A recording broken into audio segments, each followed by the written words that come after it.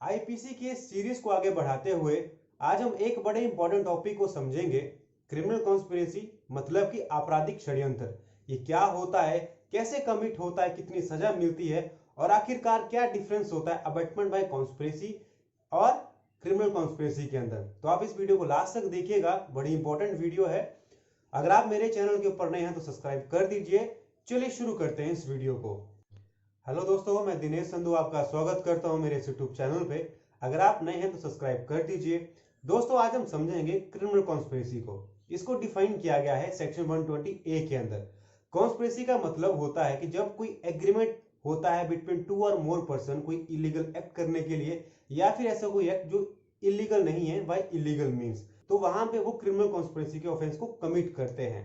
दोस्तों, जो आपका इलीगल एक्ट यहाँ पे वर्ड यूज हुआ है, इलीगल वर्ड को डिफाइन किया गया है सेक्शन 43 ऑफ आईपीसी के अंदर। वहां पे अगर कोई ऑफेंस होता है उसको भी इलीगल माना गया है, या फिर ऐसा कोई एक्ट है जो लॉ ने प्रोहिबिट किया है वो भी इलीगल होता है, या फिर कोई वहां पे सिविल एक्शन बनता है तो वो भी इलीगल के अंदर आता है। और लास्ट में आता है अगर कोई पर्सन ड्यूटी बाउंड है किसी एक्ट को करने के लिए, किसी काम को करने के लिए, अगर वहां पे वो काम नहीं करता है तो वो भी इलीगल के अंदर आता है। तो यहाँ पे हमने समझ लिया कि इलीगल का मीनिंग क्या होता है। अब यहाँ पे एक चीज समझने की है, क्योंकि बहुत से लोग यहाँ पे कंफ्यूज होते हैं कि क्या क्रिमिनल कॉन्स्पिरेसी के अंदर जो वर्ड इलीगल है, जो उसके अंदर टर्म डिफाइन की गई है कि किन किन एक्ट को हम इलीगल मानेंगे, क्या वो सारे इसके अंदर ऑफेंस माने गए हैं या फिर किसी एक को माना गया है। तो दोस्तों, यहाँ पे एक चीज बड़ी इंपॉर्टेंट है, क्योंकि यहाँ पे एक प्रोविजो दिया गया है सेक्शन 120 के अंदर। वहां पे ये बोला गया है अगर आप कोई ऑफेंस को कमिट करने के लिए कॉन्स्पिरेसी करते हैं, कोई षड्यंत्र रचते हैं, तो वहां पे आपका जो एक्ट है अगर होता है या फिर नहीं होता है वो इंपॉर्टेंट नहीं होता है, लेकिन आपने वहां पे एग्रीमेंट किया है ऑफेंस को कमिट करने के लिए तो आप उसके लायबल होते हैं। लेकिन अगर कोई ऐसा एक्ट है जो अदर देन ऑफेंस है, तो वहां पे जब तक उसके आगे कोई ओवर्ट एक्ट नहीं होता है तब तक आप लायबल नहीं होते हैं। मतलब कि अगर आप एक्ट नहीं करेंगे तो आप लायबल नहीं हो सकते हैं। जब आप एक्ट उसके आगे करेंगे, जो आपने एग्रीमेंट किया उसको आप परफॉर्म करेंगे आगे चल के, तभी आप लायबल होंगे अदर देन ऑफेंस। तो ये बड़ा इंपॉर्टेंट पॉइंट यहाँ पे समझने के लिए है, क्योंकि बहुत से लोग यहाँ पे कंफ्यूज होते हैं और यही यहाँ पे एक टेक्निकल पॉइंट है। यहाँ पे हम एक एग्जांपल लेते हैं। जैसे मान लो तीन पर्सन है, ए बी और सी। अब ये तीनों एग्रीमेंट करते हैं, एक रूम के अंदर बैठ के एक प्लान तैयार करते हैं कि हमने एक बैंक को लूटना है। आप जो बैंक लूटने की जब ये बात करते हैं तो वो अपने आप में एक ऑफेंस है। बाद में अगर आप वो बैंक लूटते हैं या फिर नहीं लूटते हैं वो इंपॉर्टेंट नहीं होता है, लेकिन आपने एग्रीमेंट कर दिया एक ऑफेंस को कमिट करने के लिए, तो वहां पे आप लायबल हो जाएंगे under the criminal conspiracy. Section 120 ए की जो एक्सप्लेनेशन है वहां पे बोला गया है कि एक इमेटीरियल है कि आपका जो एग्रीमेंट है उसका जो ऑब्जेक्ट है वो इलीगल है, वो मैटर नहीं करता है। अब हम कुछ केस लॉज को समझते हैं कि वो क्या बोलते हैं, उनके अंदर क्या बोला गया है। यहाँ पे पहला केस लॉ आता है Sachin Jagdish Joshi versus state of Maharashtra. इस केस के अंदर कोर्ट ने ये बोला कि अगर आपको क्रिमिनल कॉन्स्पिरेसी का ऑफेंस कॉन्स्टिट्यूट करना है तो वहां पे एक मीटिंग ऑफ टू और मोर पर्सन के माइंड होने चाहिए। मतलब कि वहां पे पहले एक एग्रीमेंट होना चाहिए, वहां पे पहले एक प्री प्लान होना चाहिए, तभी आप क्रिमिनल कॉन्स्पिरेसी का ऑफेंस कमिट करते हैं। ये एक एसेंशियल पार्ट है, मीटिंग ऑफ टू और मोर पर्सन माइंड, अदरवाइज वो ऑफेंस नहीं होता है। एग्जांपल लेते हैं, तीन पर्सन है ए बी और सी। अब यहाँ पे क्या होता है कि ए और बी एक एग्रीमेंट करते हैं कोई क्राइम को कमिट करने के लिए, कोई ऑफेंस को कमिट करने के लिए। अब जो पर्सन यहाँ पे सी है उसको ये पता है कि जो ए और बी पर्सन है कोई काम करने की कोशिश कर रहे हैं, फिर कोई गलत काम करने के लिए जा रहे हैं, लेकिन जो सी है वो जो प्लान ये बना रहे हैं उसके अंदर ये डायरेक्ट इन्वॉल्व नहीं था। मतलब कि ये इसका जो मीटिंग ऑफ माइंड है वहां पे नहीं हुआ, तो आप सी को लायबल नहीं कर सकते हैं क्रिमिनल कॉन्स्पिरेसी के लिए जब तक वहां पे उनके जो माइंड है वो मीट नहीं हुए हैं। तो यह इस केस के अंदर ये बोला गया था। दूसरा केस यहाँ पे आता है सीबीआई वर्सेस वीसी शुक्ला।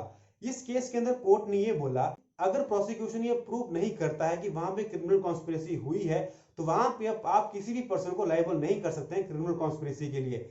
मतलब कि जैसे मान लो मैंने पहले एग्जांपल दिया, तीन पर्सन है, वहां पे अगर एक पर्सन ही वहां पे पकड़ा गया है एक ऑफेंस करते हुए, लेकिन वहां पे कोई क्रिमिनल कॉन्स्पिरेसी के सबूत आपको नहीं मिले हैं, तो आप जो दो पर्सन है बी और सी उनको लायबल नहीं कर सकते हैं under the offence of criminal conspiracy. अब लास्ट में एक और बड़ा इंपॉर्टेंट केस आता है। जब भी क्रिमिनल कॉन्स्पिरेसी की बात होती है तो वहां पे ये केस आता ही आता है। इस केस का नाम है state of Tamil Nadu versus Nalini. इस केस को हम जानते हैं राजीव गांधी असैसिनेशन केस के नाम से भी। इस केस के अंदर कोर्ट ने ये बोला कि अगर कोई भी पर्सन जो डायरेक्ट इन्वॉल्व नहीं है क्रिमिनल कॉन्स्पिरेसी के अंदर, एग्रीमेंट के अंदर, जिसका मीटिंग ऑफ माइंड नहीं हुआ है, तो आप उसको लायबल नहीं कर सकते हैं under the offence of criminal conspiracy, जो मैंने आपको पहले केस में बताया कि आपका जो मीटिंग ऑफ माइंड वहां पे होना चाहिए, वो एक एसेंशियल कंडीशन है क्रिमिनल कॉन्स्पिरेसी के ऑफेंस को कमिट करने के लिए। तो ये 3 बड़े इंपॉर्टेंट केसेस हैं दोस्तों। कोई भी लॉ है, किसी भी लॉ के अंदर हम कोई भी सेक्शन पढ़ते हैं तो वहां पे जो केस लॉज होते हैं बड़े इंपॉर्टेंट होते हैं। जब भी आप एग्जाम के अंदर बैठते हैं तो केस लॉज आप पढ़ के जाइए वहां पे, क्योंकि जब आप वहां पे केस लॉज लिखते हैं तो आपका जो आंसर होता है उसको एक अलग वेटेज मिलती है। जो आपका एग्जामिनर होता है वो केस लॉज के बेस के ऊपर आपको नंबर ज्यादा देता है वहां पे। तो ये बड़ा इंपॉर्टेंट होता है केस लॉज को वहां पे लिखना। अब हम इसके डिफरेंस को समझते हैं कि अबैटमेंट बाय कॉन्स्पिरेसी जो सेक्शन 107 के अंदर बोला गया है और क्रिमिनल कॉन्स्पिरेसी के अंदर क्या डिफरेंस है। हालांकि मैंने आपको ये डिफरेंस पिछली वीडियो में बता दिया था, लेकिन इस वीडियो में आपको फिर से बता देता हूं कि आपका जो अबैटमेंट बाय कॉन्स्पिरेसी जो सेक्शन 107 के अंदर बताया गया है, वहां पे कोई एक ओवर्ट एक्ट होना चाहिए।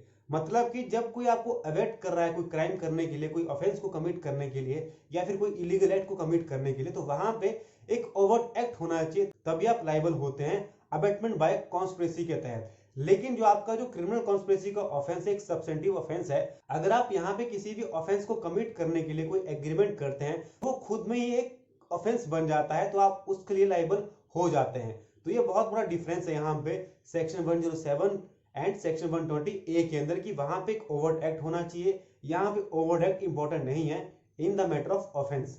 तो ये यहाँ पे डिफरेंस हो गया। अब हम लास्ट में समझते हैं कि इसकी पनिशमेंट कितनी है। अगर कोई भी पर्सन क्रिमिनल कॉन्स्पिरेसी कमिट करता है तो उसको पनिशमेंट कितनी मिलती है, चाहे वो ऑफेंस के लिए हो या फिर चाहे वो अदर देन ऑफेंस के लिए हो। तो दोस्तों यहाँ पे पहला पॉइंट आता है, अगर कोई भी पर्सन क्रिमिनल कॉन्स्पिरेसी कमिट करता है किसी ऑफेंस को करने के लिए, तो उसको पनिशेबल किया गया है with death, imprisonment for life, या फिर रिगरस इम्प्रिजनमेंट है फॉर 2 ईयर, या फिर ज्यादा भी हो सकती है। और दूसरा पॉइंट यहाँ पे आता है कि अगर कोई भी पर्सन क्रिमिनल कॉन्स्पिरेसी करता है अदर देन ऑफेंस कमिट करने के लिए, तो उसको 6 महीने की सजा, फाइन या फिर दोनों हो सकते हैं। तो ये इसके अंदर पनिशमेंट दी गई है। तो दोस्तों ये था हमारा आज का टॉपिक क्रिमिनल कॉन्स्पिरेसी। मुझे उम्मीद है कि आपको टॉपिक समझ आया होगा। दोस्तों अब हम समझते हैं कि यहाँ से क्वेश्चन क्या क्या बनते हैं।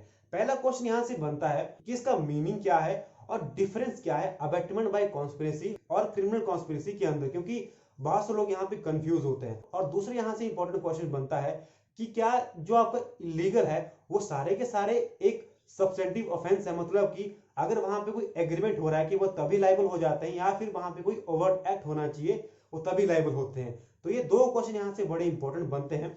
तो आपको ये ध्यान से टॉपिक समझना है। आप इस वीडियो को दोबारा से देख सकते हैं। तो मुझे उम्मीद है कि मेरी वीडियो आपको पसंद आई होगी। अगर पसंद है तो वीडियो को लाइक कीजिए, शेयर कीजिए, कमेंट कीजिए। कोई क्वेश्चन है, क्वेरी है, या फिर मेरे लिए सुझाव है, आप वो भी कमेंट कर सकते हैं। अगर आप चाहते हैं कि नेक्स्ट वीडियो में इस टॉपिक के ऊपर बनाऊं तो आप वो भी कमेंट कर सकते हैं। चैनल सब्सक्राइब नहीं किया तो कर दीजिए। Thank you and thanks for watching.